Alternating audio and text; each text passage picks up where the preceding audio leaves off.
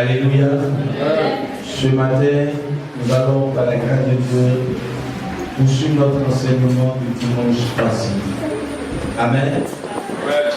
Nous avons vu que le thème que Dieu nous a donné cette année, c'est à tes décisions répondra sa réussite. Amen. Et nous avons dit année de décision et de réussite. Alléluia. Année de décision et de réussite. Dis en cette année, je dois réussir par les décisions que je vais prendre au nom puissant de Jésus. Alléluia. Nous avons vu l'histoire de Néhémie et nous avons compris que pour quelqu'un qui veut réussir dans la vie, nous avons compris que la décision englobe beaucoup de choses. Et l'une des choses que nous avons compris le dimanche passé, c'est que les gens qui réussissent, qui prennent des décisions qui les amènent à réussir, c'est les gens qui se sacrifient. Amen.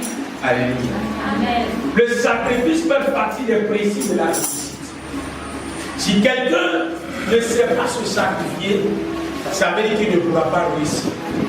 Amen. Pour la réussite dont il va avoir, ça serait une réussite de facilité, puis une réussite qui va l'amener à peut-être pécher contre Dieu avant de réussir en Christ. Alléluia. Selon le monde, pas selon la parole de Dieu. Alléluia. Amen. Alléluia. Amen. Tu vas prendre ta Bible avec moi dans le livre de Néhémie chapitre 2, le verset 20 et Josué chapitre 1, le verset 7. Et nous avons vu que l'un des principes de la décision, ou les choses qui sont dans le principe de la décision, on a vu qu'il y a le courage. Alléluia. Donc, pour dire que pour réussir dans la vie, il faut être courageux. Dis à quelqu'un, j'ai besoin d'être courageux. Regarde ton voisin qui est juste à côté de toi.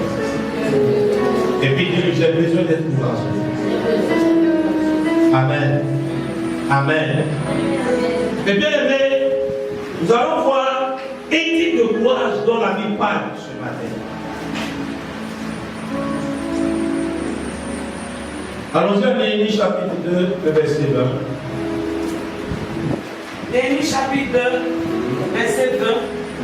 Je lis la parole de Dieu. Et je leur fis cette réponse. Le Dieu des cieux nous donnera du succès. Nous, ses serviteurs, nous lèverons et nous bâtirons. Mais vous n'avez ni part ni droit vous souvenir en Jérusalem. Amen. On peut lire le verset 18. Verset 18. Et je leur ai raconté comment la bonne main de mon Dieu avait été sur moi. Et quelle parole le roi m'avait adressée. Il dit, levons-nous et bâtissons. Et ils se fortifièrent dans cette bonne résolution. Et ils se fortifièrent dans cette bonne résolution. Dans notre version, ils ont pris courage dans cette bonne décision. Amen. Allons-y en Josué chapitre 1, le verset 7. Josué chapitre 1, verset 7. Il dit ceci. Fortifie-toi seulement et aie un bon courage. En agissant fidèlement selon toute la loi de Moïse, mon serviteur t'a prescrite. Ne t'en tout ni à droite ni à gauche, afin que tu réussisses dans tout ce que tu entreprends. Amen. Amen. Dans ma version, il dit simplement prends courage et tire bon pour veiller à obéir à toutes les lois que mon serviteur Moïse t'a prescrites. Il dit fortifie-toi et aie bon courage. Dis à quelqu'un, il faut avoir un bon courage. Alléluia. Bien aimé, on parle de quelque chose qui est bon, on peut lui parler de quelque chose qui est utile. Amen. Quelque chose qui est convenable, selon le dictionnaire, qui est avantageux, qui est favorable. ou qui est agréable. Donc en d'autres termes, Dieu était en train de dire à Josué que fortifie-toi et aie bon courage. Donc il est en train de dire que le courage que tu prends soit un courage qui est utile. Alléluia. Amen. Alléluia. Amen. Soit quelque chose qui soit utile. Soit quelque chose qui soit agréable. Soit quelque chose qui soit favorable. Et la Bible nous dit à Néhémie qu'ils se sont fortifiés dans cette bonne résolution. Donc quelque part, il y a une bonne résolution, comme il peut y avoir aussi une mauvaise résolution. Amen. Donc en d'autres termes, on peut dire qu'il peut y avoir un bon courage, comme il peut y avoir aussi un mauvais courage. Amen. Amen. Amen. Vous savez, aujourd'hui, nous sommes dans une génération où nous sommes dans des années ou dans des principes où les gens ont perdu le sens des bonnes attitudes, où les gens ont perdu le sens des bonnes volontés, où les gens ont perdu le sens d'avoir un bon courage. Au point qu'aujourd'hui, le courage que nous avons, c'est pour faire le mal. Le courage que nous avons, c'est pour pécher. Le courage que nous avons, c'est pour faire des choses qui ne sont pas bien. Alléluia. C'est pour cela que je pense pour ma part que Dieu a fait l'effort de dire à Josué, fortifie-toi et aie bon courage. Et il continue pour dire, pour obéir à ce que mon serviteur Moïse a prescrit. Bien aimé, pour dire que si ton courage n'est pas bon, tu ne pourras pas obéir à la parole de Dieu. Alléluia. Alléluia. On a vu que le dimanche passé, être courageux ou avoir le courage, c'est vaincre sa peur. C'est supporter la souffrance. Combien d'entre nous aujourd'hui arrivent à supporter la souffrance? Pourquoi est-ce qu'aujourd'hui les gens n'arrivent pas à réussir d'une manière normale? Au point d'aller pécher pour réussir. Au point d'aller faire des sacrifices humains pour réussir. Au point d'aller faire des bêtises pour réussir. Parce que les gens n'ont pas de bon courage. Aujourd'hui, les gens peuvent obtenir sans donner. Vous savez ce que ça signifie? Il y a des gens qui veulent aujourd'hui travailler dans les entreprises.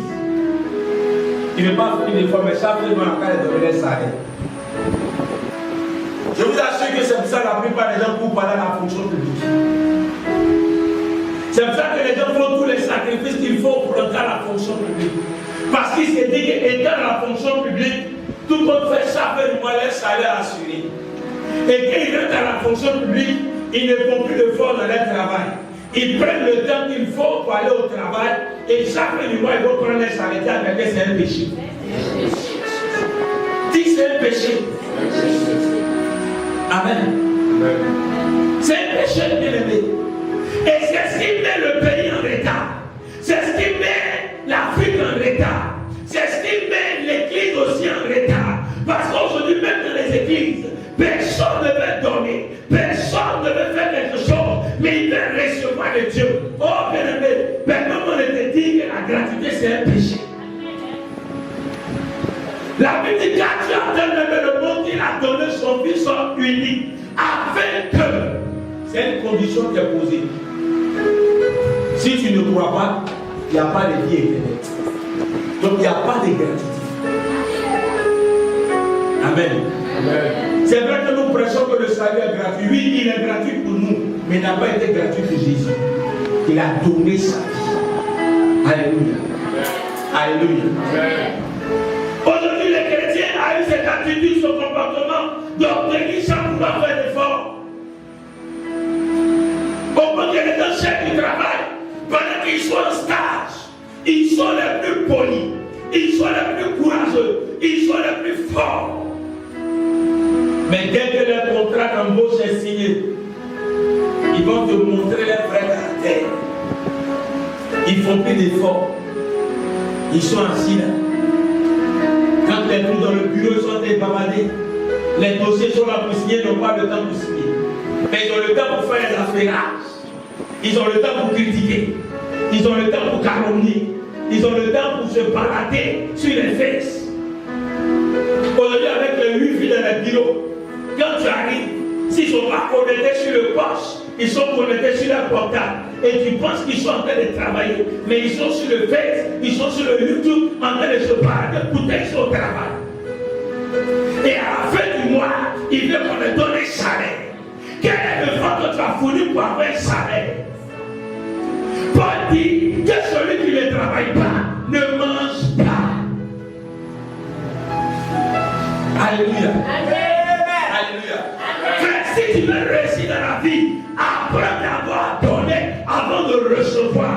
Car la main qui donne est toujours au-dessus, mais la main qui reçoit est toujours en bas.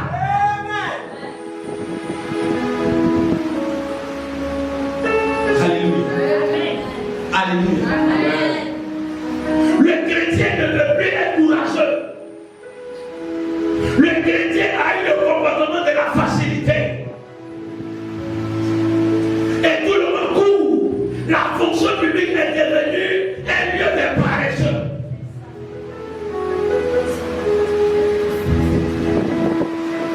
Quand on travaille, on dit que les bureaux sont fermés. Quand il est déjà l'heure, pourquoi on descend à 16h ou à 17h? Alléluia. Amen. Alléluia. Amen. Dis à quelqu'un, je vais dériver sur mon esprit.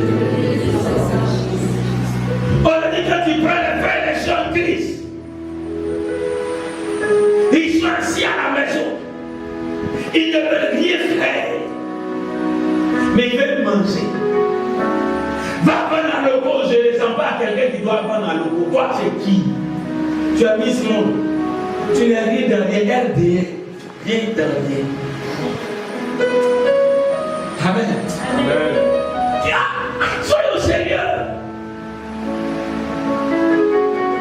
Tu ne veux pas entreprendre quelque chose, mais tu vas avoir. Tu ne veux pas travailler, mais tu vas avoir. Tu ne veux pas souffrir, mais tu vas avoir. Comment ça ne va pas te conduire à un péché?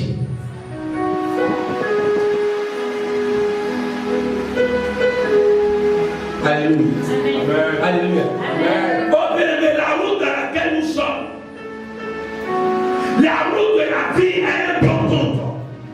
La route de la vie a un bon résultat. La route de la vie a un bon succès. Mais permets-moi de te dire que c'est à nous de construire cette route-là. C'est à nous de pouvoir bâtir cette route-là dans les difficultés et non dans la facilité. Amen. Alléluia. Alléluia. Amen. La route, c'est difficile. Elle va venir à nous. Pour l'enfant de Dieu, ça va venir à toi un jour. Mais à toi de construire ta vie. Amen. C'est pour ça que Dieu fortifie-toi et aie bon courage. Vous dites que ça ne serait pas facile. Regardez, Dieu parle à Josué. Regardez la manifestation de Dieu avec Josué et la manifestation de Dieu avec Moïse. Moïse en face de la mer rouge. Il lui lève le bâton. Et la mer rouge se divise. Josué en face du Jourdain. Il finit de lui parler et puis il met ton pied dans le Jourdain. Si tu ne mets pas ton pied dedans, l'eau ne va pas s'arrêter. Mais qu'est-ce qui prouve que si je mets mon pied, l'eau va s'arrêter? Ça va m'emporter pour partir. Au moins de ces dieux, je soulevais le bâton. Si c'est les choses à vie, chacun peut se chercher. Mais là, on dit de mettre mon pied dedans. Rien n'est facile sur la terre. Amen.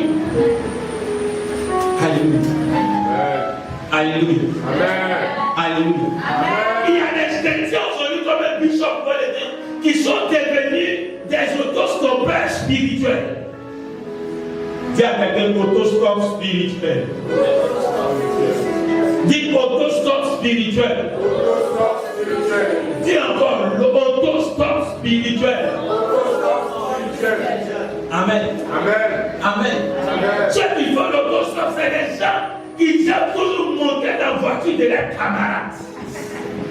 Ils ne veulent pas monter dans leur propre voiture. Ça ne traverse même pas les têtes un peu de un jour avoir voiture. Non, ils attendent que quand c'est comme ça, ils sont assis dans les bureaux, ils cherchent qui a voiture qui va dans sa direction, qui a voiture qui habite son quartier, qui a voiture qui est dans le même côté. Donc, pardon, il faut me descendre en route. Une telle personne ne va pas réussir.